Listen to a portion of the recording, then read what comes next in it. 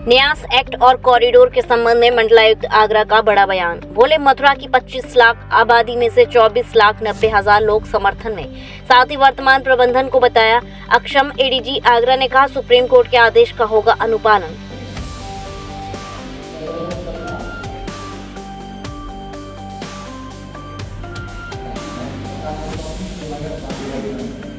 Supreme court और राज्य सरकार के आदेश का अमल कराने के लिए सरकारी अमला लगातार कोशिश कर रहा है। वहीं बांके बिहारी मंदिर से जुड़े सेवायत गोस्वामी लगातार विरोध जारी किए हैं। इसी क्रम में वृंदावन के टूरिस्ट फैसिलिटी सेंटर पर मंडलायुक्त आगरा शैलेंद्र कुमार सिंह और एडीजी आगरा अनुपम कुलश्रेष्ठ ने गोस्वामी संघ एक बार फिर बैठक की। इस दौरान हुई बैठक के बाद मंडलायुक्त शैलेंद्र कुमार सिंह ने कहा कि एक्ट लाने के पीछे राज्य सरकार की मंशा सभी को सुविधा देना है। वर्तमान प्रबंधन इस काबिल नहीं जो श्रद्धालुओं को सहूलियत दे सके।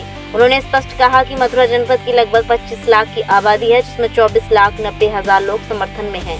श्री सिंह ने कहा कि कुछ लोग अज्ञानता में विरोध करते हैं, उन्हें समझाया जा सकता है, लेकिन जिनका कार्य विरोध करना है वो अलग बात है।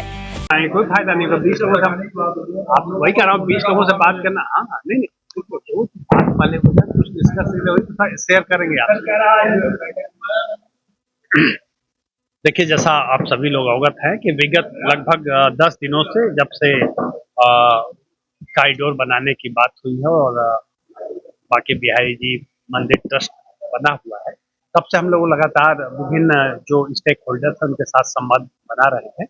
और इस संवाद के पीछे मंशा यही है कि जो कॉरिडोर की विशेषताएं हैं उससे अवगत कराया जाए, जो उसके फायदे हैं उससे अवगत कराया जाए और उनका जो पक्ष है उसको लिया जाए, जिससे उनके मन में भी जो तमाम तरह के संशय है उसको भी हम दूर कर सकें। दूसरा, जो हमारा मंदिर ट्रस्ट है उसको लेकर भी कुछ संशय लोगों के मन में हैं और कुछ पहले थे जो अब कम हो चुके हैं, लेकिन अभी भी कुछ संशय हैं जिसको हम लोग लगातार दूर करने का प्रयास कर रहे हैं। आप सभी लोग जानते हैं कि जब 1939 में माननीय सिविल कोर्ट का जजमेंट हुआ था, तब से लेकर आज तक स्थितियां बहुत बदलाव हो चुका है और जो यहाँ आने वाले श्रद्धालुओं की संख्या है उसमें कई गुना, मतलब लाखों की संख्या में वृद्धि हुई है। अगर आप कभी भी वीकेंड पे यहाँ Saturday Sunday, Friday Saturday Sunday में आते हैं तो जो यहाँ पर श्रद्धालुओं की संख्या होती है उसको देखकर सहज अनुमान लगाया जा सकता है। और जब इतने बड़ी संख्या में श्रद्धालु आ रहे हैं तो उनको व्यवस्थित करने के लिए हमें निश्चित रूप से व्यवस्थाओं में कुछ विस्तार करना पड़ेगा। साथ ही साथ जो बेसिक फैसिलिटी है, जैसे तमाम फीमेल्स आती हैं, बच्चियां आती हैं, बच्चे आते हैं, उनके लिए टॉयलेट की प्रॉपर व्यवस्था नहीं हो पाती है उचित स्थान पर। अगर दूर है तो उससे फायदा नहीं होता है। लाइट की व्यवस्था, उनको स्टे करने की व्यवस्था, कई बार मंदिर बंद होते हैं, सुबह 12:30 से 5:30 तक मंदिर बंद होता है, या प्रातःकाल जो लोग जल्दी आ जाते हैं मंदिर बंद होता है, उनके लिए कहीं वेटिंग एरिया नहीं। ये सारी की सारी व्यवस्थाएं हम लोग इस कॉरिडोर के माध्यम से दे रहे हैं। रही बात ट्रस्ट की, तो ट्रस्ट क्यों बनाने की जरूरत पड़ी? देखिए, इसके लिए लंबी लड़ाई माननीय न्यायालयों में चली है।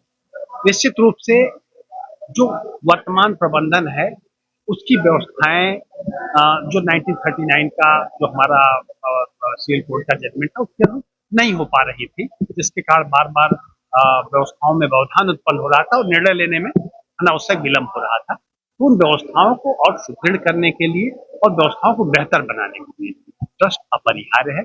और एक चीज आपको अवगत और करा दें कि केवल बांके बिहारी जी का ट्रस्ट ही नहीं बन रहा है, बल्कि पूरे वृंदावन के विकास के लिए एक विजन प्लान बनाया गया है, पूरे मथुरा के विकास के लिए, जिसमें केवल वृंदावन की 24 योजनाएं ली गई है, जो लगभग 2,500 करोड़ की योजनाएं हैं, जिससे यहाँ का पूरा स्वरूप बदलेगा। जिसमें वो भी सम्मिलित है कि NH-19 को हम लोग एक्सप्रेस वे से मिला रहे हैं और पीछे से जो चूंकि सारी की सारी हमारा वृंदावन का ऐसा शेप है कि 3 तरफ से यमुना जी से घिरा हुआ है, तो हम लोग यमुना के उस साइड में ले जा रहे हैं, जिससे यहाँ के जो वासिंदे हैं वो भी एक सामान्य लाइफ जी सके। आज के क्राउड के कारण उनके बच्चों की पढ़ाई लिखाई, अगर किसी मरीज को दिन में हॉस्पिटल जाना है उसके लिए, बच्चों को स्कूल बस से जाना है उसके लिए, या किसी को अपने घर आना है उसके लिए तमाम तरह की व्यवस्थाओं का सामना करना पड़ता है। जब हम उस साइड में पार्किंग कर देंगे श्रद्धालुओं की, तो पार्किंग करेंगे और उसके बाद ब्रिज के थ्रू इधर आएंगे या ई व्हीकल के थ्रू आएंगे और सहूलियत से कॉरिडोर में जाकर के मंदिर में दर्शन करने के उपरांत या अन्य जहां भी भ्रमण करना होगा वृंदावन में भ्रमण करने के उपरांत तो वापस आएंगे। तो ऐसा नहीं केवल हम कॉरिडोर का निर्माण सरकार कराने जा रही है, माननीय मुख्यमंत्री जी पूरे मथुरा का विकास चाहते हैं, पूरे ब्रज का विकास चाहते हैं और उसकी योजना बनाई गई है। उनके सामने उसका प्रेजेंटेशन भी हो रहा है और उस योजना की स्वीकृति मिल जाएगी। तो इन सारी योजनाओं का पैकेज तैयार किया गया है, तो उसका एक पार्ट है गाइड रोड और जो सारी व्यवस्थाओं को बना देगा। देखिए, इस तरह के निर्णय जब भी देखिए कोई परिवर्तन होता है तो हमेशा थोड़ा बहुत छिटपुट विरोध होता है। आप बताएं, जब कंप्यूटर आया देश में तो उसका विरोध हुआ कि नहीं हुआ? बहुत विरोध हुआ। जब प्रिंटिंग प्रेस वर्ल्ड में आया, दुनिया में आई, तो प्रिंटिंग प्रेस का विरोध हुआ कि नहीं हुआ? बहुत विरोध हुआ। जब भी कोई बदलाव होता है तो छिटपुट विरोध होते हैं। दो तरह के विरोध होते हैं। कुछ लोग विरोध करने के लिए विरोध करते हैं और कुछ अज्ञानतावश विरोध करते हैं। हम उनको तो नहीं मना पाएंगे जो विरोध करने के लिए विरोध करते हैं, लेकिन हाँ, कुछ जो उनके संशय है उसको हम जरूर दूर करेंगे, जिससे कि कम से कम वो लोग जो संशय के कारण विरोध कर रहे हैं वो हमारे साथ हो। और आपको बताते हुए हमें खुशी हो रही है, ये मैं दावे के साथ कह सकता हूँ कि अगर हम केवल मथुरा जिले की बात करें तो यहाँ 25 लाख की पॉपुलेशन में आज की डेट में 25 लाख में 24,90,000 से ज्यादा लोग हमारे समर्थन में, ये मैं दावे के साथ कह सकता हूँ और उसके गवाह आप मीडिया के लोग खुद ही हैं। आप सब लोग हमारे समर्थन में, ऐसा मेरा प्रश्न। वहीं इसी क्रम में एडीजी आगरा अनुपम कुलश्रेष्ठ ने कहा कि सुप्रीम कोर्ट के आदेश का अनुपालन होगा और जो भी गलत फहमी है उन्हें दूर करने का प्रयास जारी है। जी देखिए, बैठक में जो आज चर्चा हुई वो मुख्य उद्देश्य संवाद का था, तो सभी के साथ संवाद हुआ है। यहाँ पर हमारे बांके बिहारी जी के जितने भी ब्रजवासी उपस्थित हुए सभा में, सभी ऑफिशियल्स के साथ एक संवाद हुआ और संवाद का उद्देश्य था कि जो उनकी बातें हैं उनको हम सुने और उनका समाधान उनको बताएं।